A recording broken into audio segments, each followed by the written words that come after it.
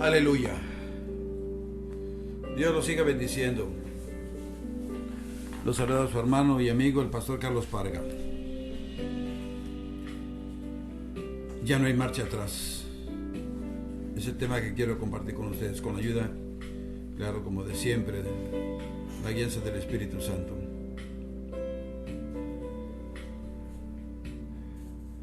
El texto se encuentra en Isaías capítulo 50 del versículo 4 al 11, que nos dice así: Jehová el Señor me dio lengua de sabios, para saber hablar palabras al cansado. Despertará mañana tras mañana, despertará mi oído para que oiga como los sabios. Jehová el Señor me abrió el oído y no fui rebelde, ni me volví atrás. Di mi cuerpo a los heridores y mis mejillas a los que me mesaban la barba. No escondí mi rostro de injurias y de disputos, porque Jehová el Señor me ayudará.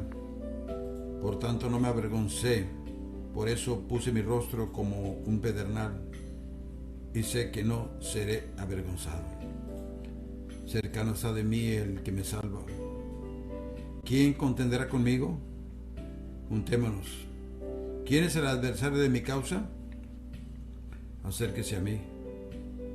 He aquí que Jehová el Señor me ayudará. ¿Quién hay que me condene? He aquí que todos ellos envejecerán como ropa de vestir, serán comidos como la polilla. ¿Quién hay entre vosotros que teme a Jehová y oye la voz de su siervo? El que anda en tinieblas y carece de luz, confíe en el nombre de Jehová y apóyese en su Dios. He aquí que todos vosotros encendéis fuego y os rodeáis de teas. Andad a la luz de vuestro fuego y de las teas que encendisteis. De mi mano os vendrá esto, en dolor seréis sepultados. La disciplina es la senda del servicio, al servicio auténtico. En este pasaje, el siervo perfecto habla de su sujeción voluntaria a Jehová como discípulo. Uno que se sujeta a un proceso de adiestramiento para prepararse adecuadamente para un propósito. El Señor escogió 12 hombres y los preparó para servir a Dios. Los llamados discípulos, o sea, disciplinados. Lo admirable es que la divina persona que capacitó a esos 12 discípulos se identifica a sí mismo como un discípulo de Dios. Este poema es un aleccionador para nosotros, llamados a ser discípulos del siervo. En el español moderno asociamos con frecuencia la palabra disciplina con la idea de castigo o corrección dirigidos a enseñar y adiestrar. Nosotros, frágiles seres, claro, humanos, necesitamos esa forma de disciplina, pero no el siervo perfecto que no conoció pecado. La disciplina de la que se trata aquí es el adiestramiento que produce el carácter o la capacitación deseada. Y es una disciplina voluntariamente aceptada. De la misma manera que los estudiantes universitarios se someten a la autoridad para ser capacitados en determinadas esferas del conocimiento, o sea, disciplinas, también el siervo se sometió voluntariamente a la autoridad y capacitación para un propósito. Una clave para comprender ese poema está en la repetición de un nombre dado a Dios que no se encuentra en los otros poemas del siervo. Es el nombre Adonai Jehová, traducido a menudo como Señor Dios, indicando superioridad soberana. 4 veces aparece ese nombre en el poema de la sujeción del siervo. La autoridad enfatiza en el nombre Adonai Jehová, constituye la base de la sujeción del siervo como discípulo. Al soberano Señor el siervo se sujeta voluntariamente al transitar la senda de la disciplina, la senda a la excelencia. Eso se aplica no solo al Señor Jesús en la tierra, sino además a todos los que estén dispuestos a tomar su yugo y aprender, claro, de Él. Y eso dice en Mateo 11:29. En el pasaje de Isaías 50 se mencionan varias esferas importantes de disciplina que estuvieron presentes en la vida de Jesús. Lo que primero se menciona es la lengua del siervo. Dice que el soberano Dios le ha dado lengua de sabios. Sus palabras estuvieron en total sujeción al Padre, Y eso lo vemos en Juan 8:28. Las palabras en Isaías implican que el siervo ha aprendido perfectamente y ha sido cabalmente instruido. Las palabras que habló el siervo las recibió de su maestro. Ningún otro miembro del cuerpo humano es mejor indicador de la calidad de la disciplina de la persona que su lengua. El Señor Jesús tuvo siempre bajo control sus palabras, tanto que la gente se maravillaba, se asombraban de las palabras de gracia que salían de su boca. Y eso lo vemos en Lucas capítulo 4, versículo 22. Jamás hombre alguno ha hablado como este hombre. Juan 7:46. El control de la lengua no significó que el siervo suavizara la verdad ni que diera respuestas insípidas. Siempre estuvo preparado para defender la verdad y la justicia, aunque algunos se ofendieran. Por tener su lengua bajo control, nunca tuvo que lamentar nada de lo que dijo. Hablaba solamente lo que era consecuente con la gloria del Padre y que había venido del Padre. Juan 12:49. La historia del pueblo de Dios está llena de situaciones en las cuales las palabras irresponsables han traído como resultado odios, divisiones y heridas que nunca fueron sanadas. Cuando Santiago dice, ningún hombre puede domar la lengua, y lo vemos en el capítulo 3, versículo 8, tiene toda la razón. Pero la buena noticia es que lo que no puede hacer el hombre, sí lo puede hacer Dios. Una lengua bajo el control de Dios no solo puede evitar causar daño, sino que además puede convertirse en un canal de incalculable bendición para el mundo. De la lengua pueden salir el consuelo, la esperanza, la vida y claro, la edificación espiritual. El siervo perfecto recibió lengua de sabios, a fin de saber hablar palabras alcanzado. En sus primeros años de discipulado, Pedro sufrió de una lengua sin control. Por ejemplo, sugirió que se construyeran 3 tabernáculos en el monte de la Transfiguración, indicando con ello que el Señor estaba al mismo nivel, claro, de Moisés y de Elías. Y eso lo vemos en Mateo 17:4. También sugirió que el Señor no debía pasar por el sufrimiento y la muerte, lo cual provocó la inmediata respuesta del Señor: quítate delante de mí, Satanás. Mateo 16, 21 al 23. En otra oportunidad, cuando Jesús quiso lavar solo sus pies, Pedro trató de insistir en que le lavara todo el cuerpo. Eso lo vemos en Juan 13, 9. Y cuando Pedro se apresuró a decir, mi vida pondré por ti, fue parado en seco por las palabras del Señor: no contará el gallo sin que me hayas negado 3 veces. Juan 13, 37, 38. Pero la indisciplina lengua de Pedro se convirtió en lengua de sabios. Fue la lengua de Pedro la que expresó, tú eres el Cristo, el Hijo del Dios viviente. Y eso lo vemos en Mateo 16, 16. Fue Pedro quien se levantó el día de Pentecostés y predicó el perdón de los pecados a los judíos de 14 naciones. Y eso lo vemos en el capítulo 2 de Hechos, versículo 14.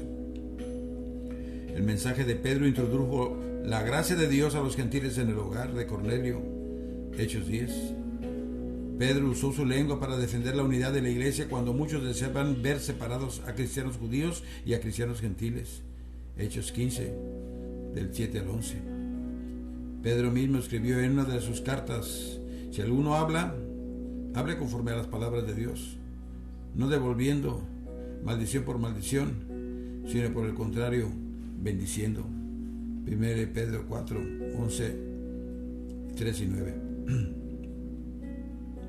Muchos de nosotros como siervos de Dios necesitamos imitar el ejemplo del siervo perfecto y aprender lo que Pedro aprendió acerca de la disciplina de la lengua. La siguiente sección del poema de la disciplina del siervo se refiere al oído del siervo. Despertará mañana tras mañana, despertará mi oído para que oiga como los sabios. Versículo 4. Hay una relación entre la lengua sabia y el oído que escucha. Muchos de nosotros fallamos en este punto, pero no el siervo perfecto que habla. Aquí encontramos 2 cosas, por lo menos. En primer lugar, el siervo oía con perseverancia y atención mañana tras mañana. En la vida de Jesús hay diversas referencias a sus vidas a solas con el Padre.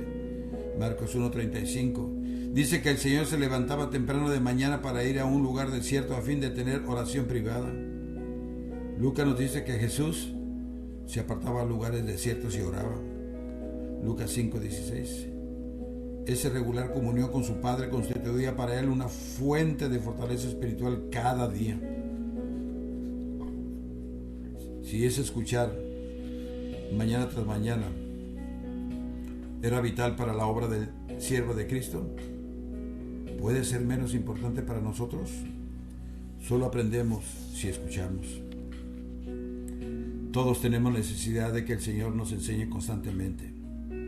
Quizá la mejor oportunidad para ello sea lo que a veces se llama devocional. Eso tiene lugar cuando apartamos tiempo con el Señor, con una Biblia abierta, una mente, sí, y un corazón abierto.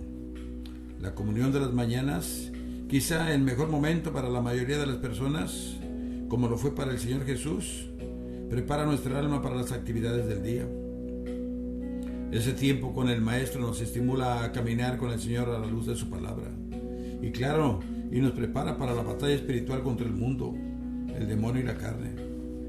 Nuestra eficiencia como siervos de Dios depende de nuestra disposición a escuchar como discípulos. Muchos llamados a ser siervos son lentos para percibir el toque de Dios, quien anhela que nos disciplinemos para escucharle. Y verdaderamente el escuchar conduce a la obediencia. El siervo dice en nuestro pasaje bajo consideración, no fui rebelde, lo vemos en el versículo 5. El siervo fiel se apresura, más bien se apresurará a obedecer toda palabra de su amo. A continuación del oído despierto, de la obediencia, viene el oído abierto del sometimiento. Eso se refiere a una ley de los hebreos, y lo vemos en Éxodo 21, del 1 al 11, y también en Deuteronomio 15, del 12 al 18, bajo la cual un hombre que fuera pobre podía venderse como esclavo para servir a un amo durante 6 años. Y en el 7º año, sin embargo, se le ofrecía la libertad. Pero si el hombre estaba contento con su trabajo y amaba a su dueño, podía voluntariamente someterse a una esclavitud vitalicia, o sea, de por vida. La declaración pública de esa decisión se confirmaba horadando su oreja con una lesna, dejando así una marca permanente en su cuerpo, para que todos pudieran verla. Se convertía entonces en un esclavo para toda la vida. Esa ley del esclavo hebreo se aplica al Señor Jesús en las Escrituras, donde ustedes nos preguntarán en el Salmo 40, uno de los salmos mesiánicos. Habla del Mesías como el siervo de Jehová, obediente hasta la muerte. Isaías 50 del 4:11 es el poema de la misión del siervo. Y Hebreos 10 cita al Salmo 40, refiriéndose al placer del siervo de satisfacer la voluntad de Jehová. Las frases atinentes a todo esto son, que nos dice en Éxodo 21, 5 y 6. Y si el siervo dijere, yo amo a mi Señor, a mi mujer y a mis hijos, no saldré libre. Entonces su amo le horadará la oreja con lesna. El Salmo 46 al 8 nos dice, sacrificio y ofrenda no te agrada, has abierto mis oídos. El hacer tu voluntad, Dios mío, me ha agradado. En Isaías 55 nos dice, Jehová el Señor me abrió el oído, y yo no fui rebelde, ni me volví atrás. Sacrificio y ofrenda no quisiste, más bien me preparaste cuerpo. Y aquí que vengo, oh Dios, para hacer tu voluntad. En esa voluntad somos santificados mediante la ofrenda del cuerpo de Jesucristo, hecha una vez para siempre.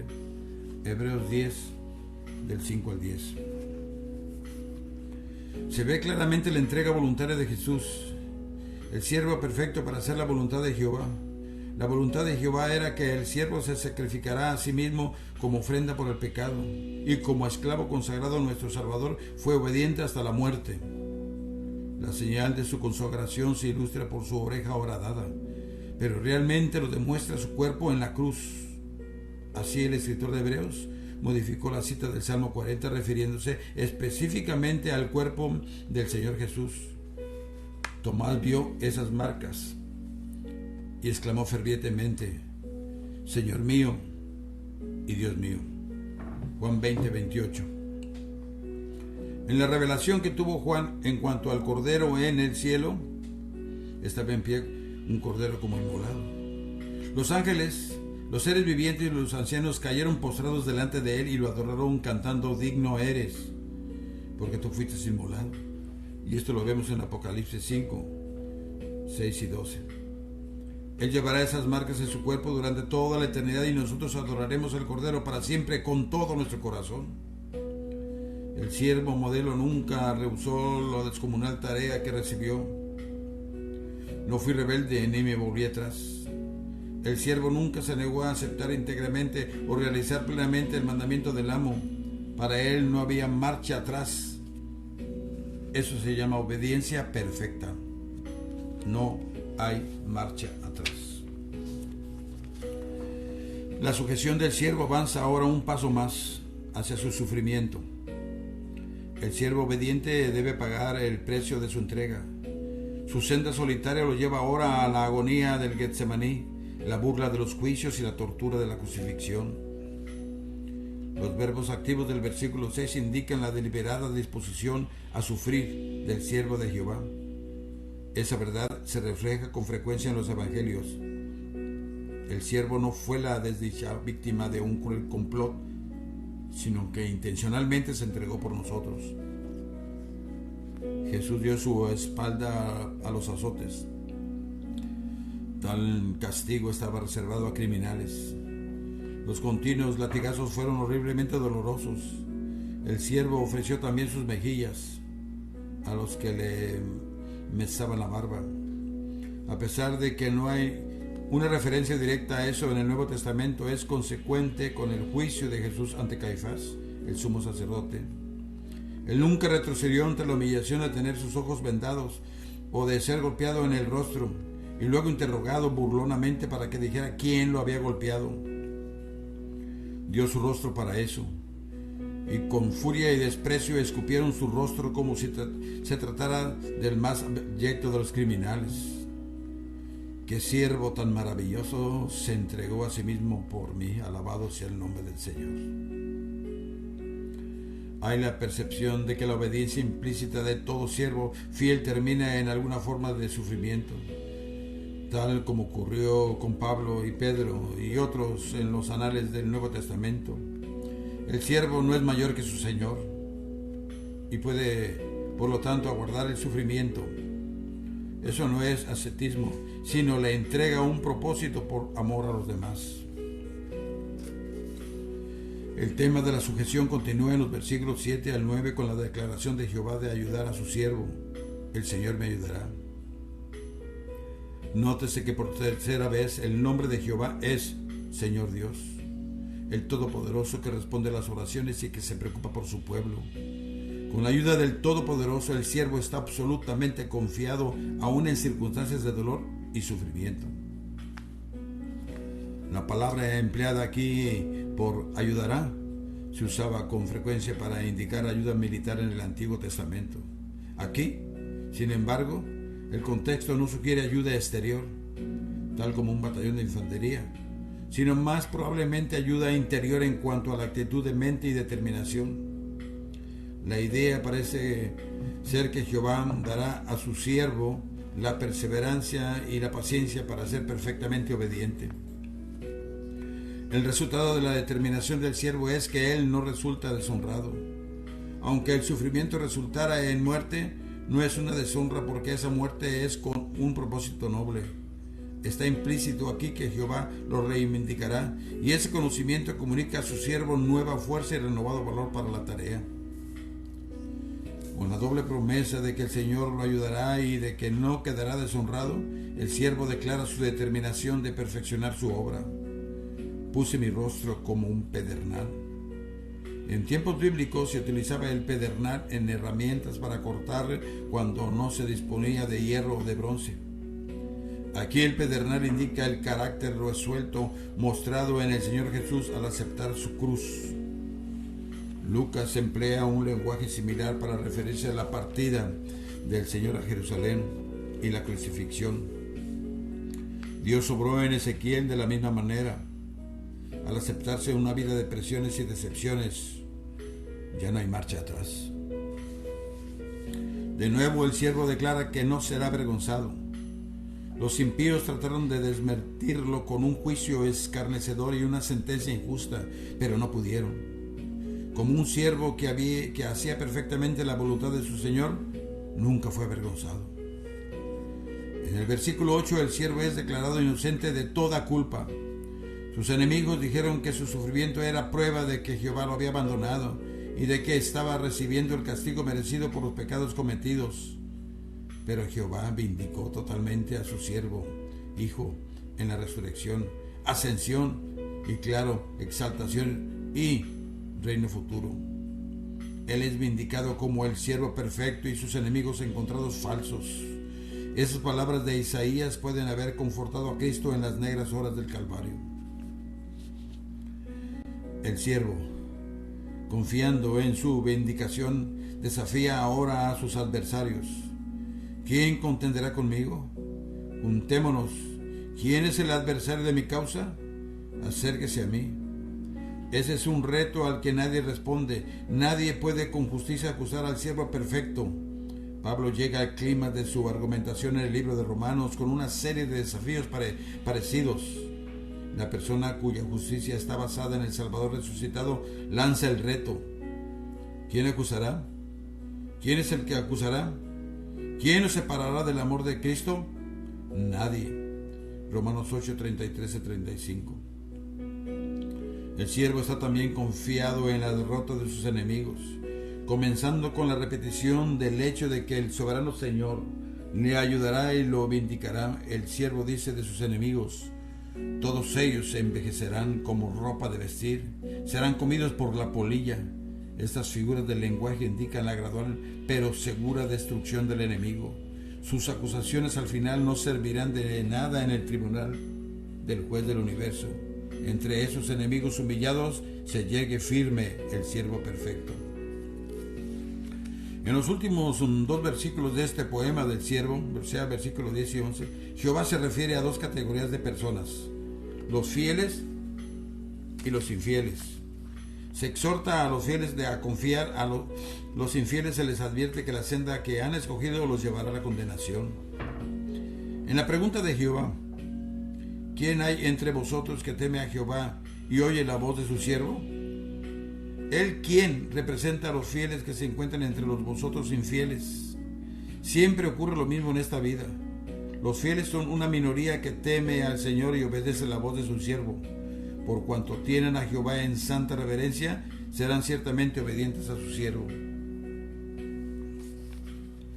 El que anda en tinieblas y carece de luz, confíe en el nombre de Jehová y apóyese en su Dios. Se exhorta a los fieles a confiar en el Señor y apoyarse en Dios. Aunque estén caminando en la oscuridad, están caminando por fe, no por vista. No pueden ver claramente a través de las circunstancias exteriores, como el siervo. Ellos a veces caminan en valle de sombra de muerte. Puede haber tiempos de sufrimientos para ellos, como los hubo para el siervo de Jehová. Pero han de imitar la confianza del siervo cuando éste caminó en medio de la oscuridad y quien exclamó: He aquí, Jehová el Señor me ayudará. Como siervos del siervo debemos aprender a confiar como Él confió y a apoyarnos en Dios como Él lo hizo. El salmista expresó esa verdad: Jehová es mi luz y mi salvación. ¿De quién temeré? Salmo 27:1. Por último, Jehová vuelve su atención a los infieles, quienes antes que confiar en el Señor, confían en sí mismos. Son descritos como quienes encienden fuegos y se rodean de teas. Es decir, cuando se encuentran en oscuridad, tratan de proveerse de luz en su propia hechura en vez de volverse a Dios. La actitud de Jehová ante tales incrédulos aparece dicha claramente porque lo han despreciado y rechazado la palabra de su siervo. Así les dice el Señor: andad a la luz. Señor, andad a la luz de vuestro fuego, sabiendo que ello terminará en su condenación. De mi mano os vendrá esto, en dolor seréis seguidos, dice ahí. Qué contraste con los fieles que se encuentran en la presencia de Jehová, alivio y fortaleza. Dice la Escritura, mejor caminar acompañado de Dios en la oscuridad que solo en medio de la luz. Así, mi querido hermano y hermana y amigo que me estás escuchando, sigamos confiando en el Señor y andemos en la luz, porque la luz es Jesús. ¿Y sabe qué? Tenemos la luz. Gracias, Espíritu Santo, que nos iluminó y nos presentó a Jesús de Nazaret, nuestro Salvador. Que Dios me lo siga bendiciendo, y se despide su hermano y amigo el pastor Carlos Parga. No se olvide de Jesús, que fue a la cruz por usted y por mí. Hasta la próxima, si el Señor lo permite. Dios lo siga bendiciendo. Amén.